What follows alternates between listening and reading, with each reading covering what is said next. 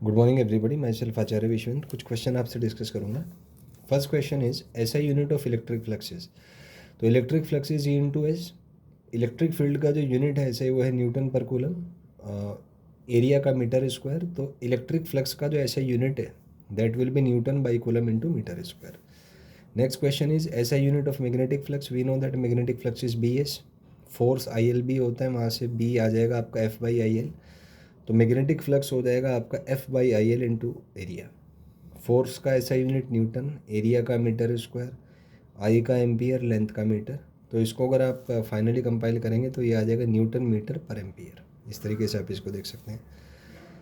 Next is ratio of ऐसा unit of electric and magnetic flux. तो electric flux upon magnetic flux आएगा आपका E S upon B S, यानी E by B यानी कि सी।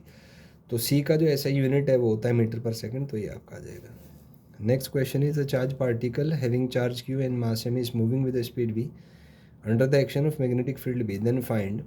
First option is momentum, हमें पता है मास इनटू स्पीड होता है। Second is kinetic energy half M V square. Radius of circular path, तो रेडियस आ जाएगा आपका M V square by R, जो है वो क्यू वी बी के इक्वल रखेंगे। तो M V square by R is equal to Q V B होता है। यहाँ से वी से वी कैंसिल हो जाएगा, तो रेडियस आपका M V upon Q V आ जाएगा। एम वी मोमेंटम है, और मोमेंटम को इस फॉर्मूले से काइनेटिक एनर्जी से रिलेट किया जा सकता है, तो इसको √2 के एम बाई क्यू भी लिखा जा सकता है। कई बार क्वेश्चन होता है कि एक चार्ज को रेस्ट से वी नॉट वोल्टेज के थ्रू हमने एक्सेलेरेट कराया, तो जो काइनेटिक एनर्जी है उसको क्यू वी नॉट भी लिखा जा सकता है। तो अगर हमें वोल्टेज डिफरेंस या पोटेंशियल डिफरेंस के थ्रू अगर रिजल्ट को रिलेट करना है तो उसको √2 Q V not M by Q भी लिखा जा सकता है। Next is time period of circular path. We know that time period is 2 pi R by we.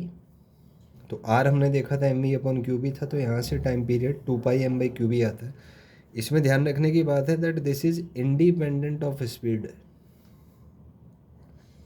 Speed पे डिपेंड नहीं करता। Next question is if a proton and alpha particle enters a magnetic field perpendicularly with same speed, then find ratio of their. First question charges, masses, linear momentum, kinetic energy, time period, speed.